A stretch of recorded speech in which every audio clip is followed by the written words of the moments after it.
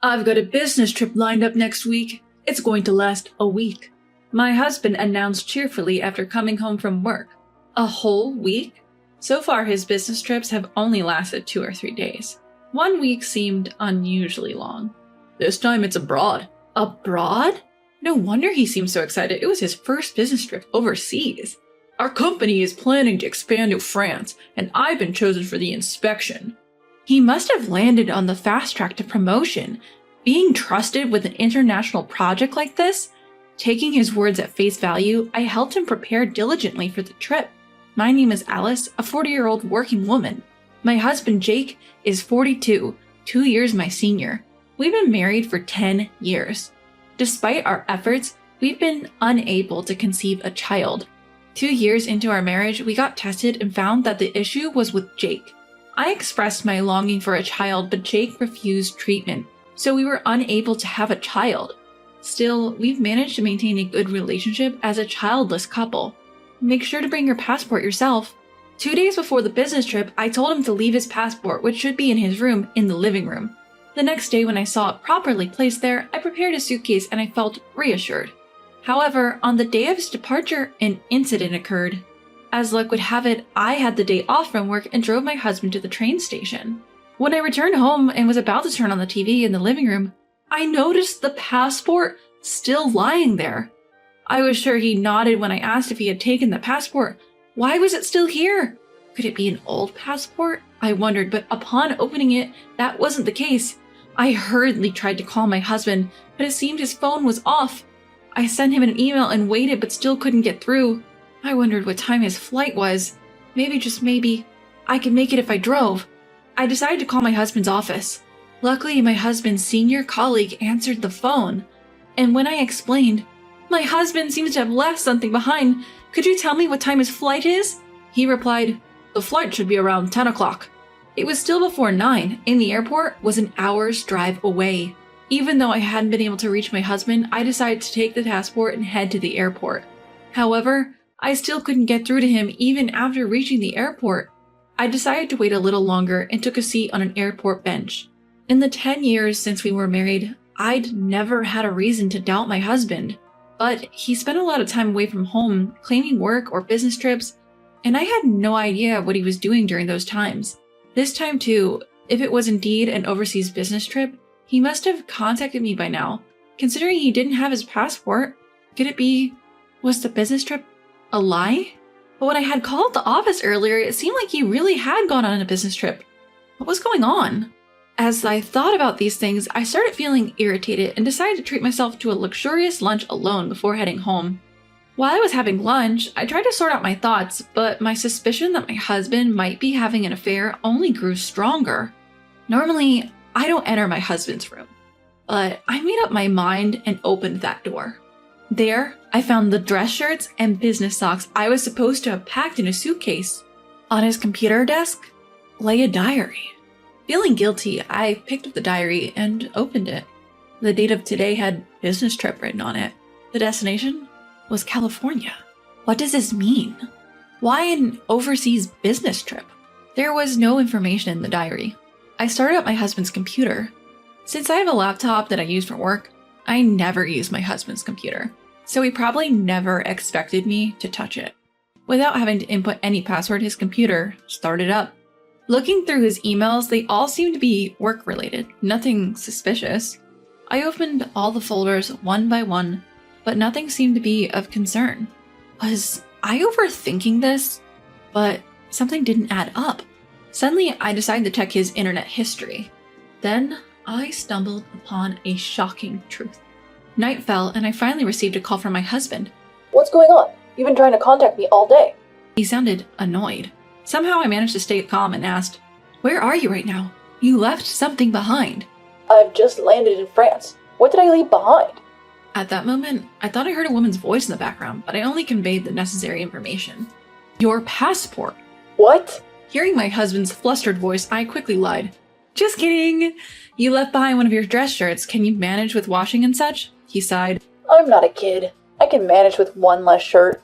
Trying to sound as calm as possible, I said, "Right.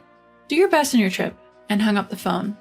A week later, on the day my husband was to return home, I took the day off and waited at home. This week seemed both long and short at the same time, a strange feeling indeed. I was keeping a low profile in the living room when he came home in the evening. I was prepared to wait until midnight if necessary, as I wasn't sure what time he'd return. But he came back, earlier than expected. My husband walked into the dimly lit living room. "Welcome home." When I called out from the shadows, he was so surprised that he fell on his backside. "Alice, weren't you supposed to be at work? Turn on some lights at least." "I finished work, so I took the day off. I was so spaced out that I forgot to turn on the lights." That's what I said. But in truth, I just wanted to see his face when he returned from his trip with his mistress. "I'm sorry, I forgot to pack your shirts. I bet the laundry is piled up, right? I'll help you unpack." I tried to take his suitcase, but he pulled it away quickly. "There are some work documents in there. I'll unpack it myself. I'll take out the laundry later." With that, he retreated to his room. Of course, there were no work clothes in the suitcase that I had packed. He was clever enough to realize that, but still, why did he do such a thing? Did he take me for granted? After a while, he came out of the room carrying a large pile of laundry. Of course, he had rumpled the clothes he had left behind as if he had used them. Smiling, I took the clothes from him. "I'm really sorry. There were only 5 shirts for a week-long business trip, right? Were you okay?" He looked away. "Yeah, I managed washing them." As he responded awkwardly, I kept cheerfully talking to him. "Hey, didn't you bring any souvenirs?" Then he sat down on a living room chair, distancing himself from me. "I was busy. I didn't have time for that." As we talked, I prepared a beer for him. He opened the beer. I grabbed the remote and turned on a show I had recorded. "Hey, this show was on the other day. Let's watch it. It's about Yosemite National Park in California. It's so beautiful. It makes me want to go. Jake, have you ever been there?" He glanced at me, then quickly looked away and shook his head. "Nah, I've never been to California." I feigned surprise. "Really?" When I said that, he nodded. Now it's my turn to counter. I shoved the screen of my smartphone in front of him. "But you've been to Yosemite National Park, and the food was delicious, wasn't it?" What was displayed on my phone was a blog post. When I checked his computer in his room, I found a blog that he frequently visited in his internet history. Looking at the blog, I saw a family from behind. The author of the blog seemed to be a man.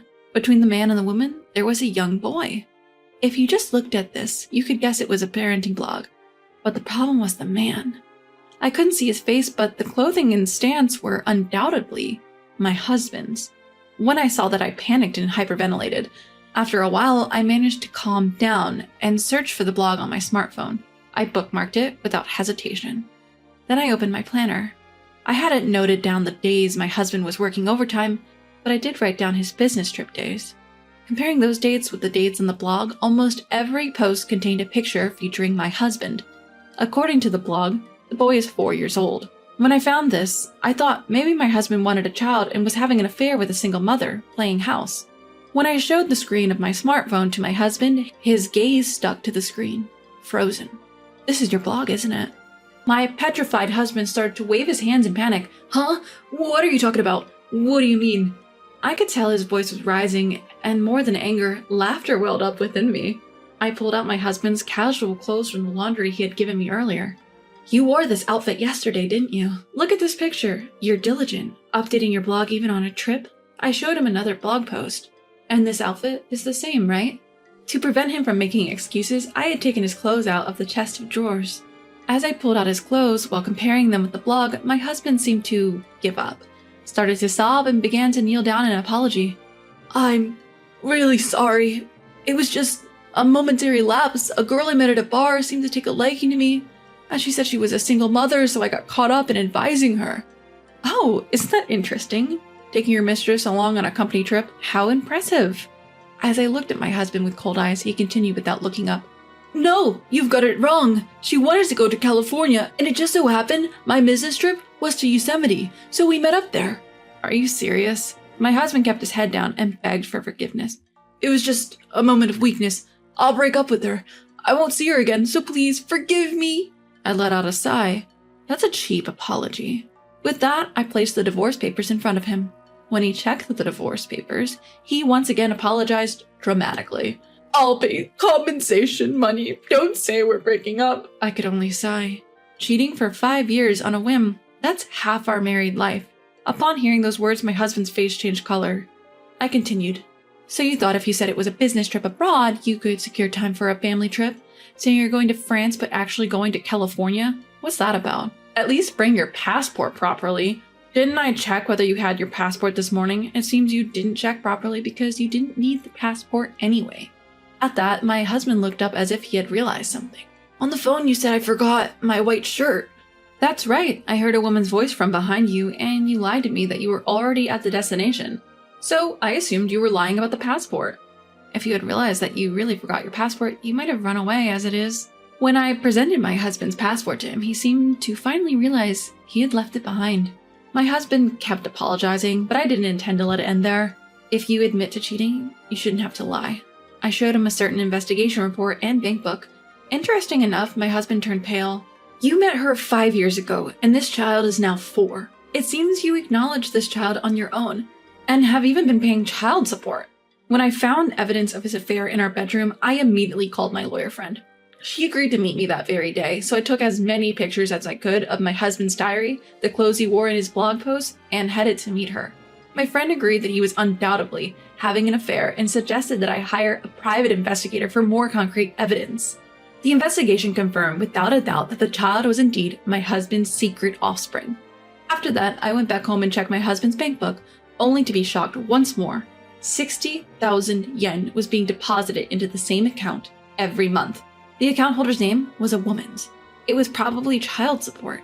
He used to complain about not getting raises, but it seems he was earning well enough.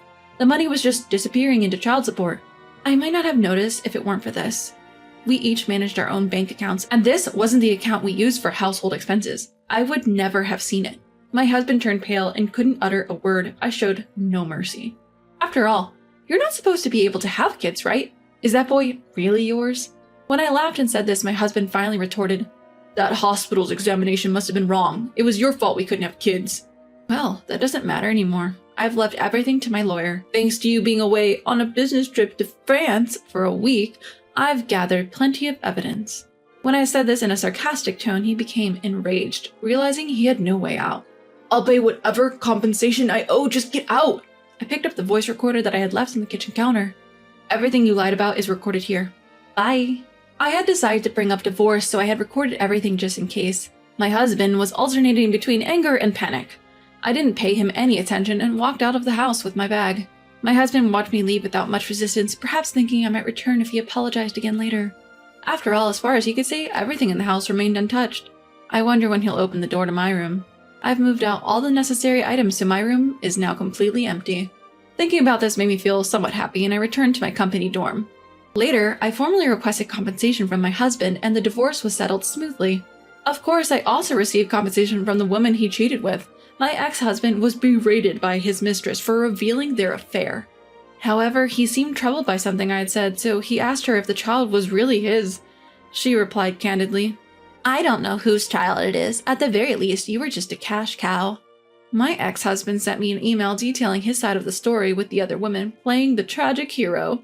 At first, I found it amusing, but I lost interest when I found out that he was forced to resign from his company and was living in poverty, so I blocked his emails. I have no idea what happened to him after that. I started a comfortable life in the company dorm, doing things I couldn't do while I was married, like going out for drinks leisurely and traveling with my colleagues. I'm enjoying my life.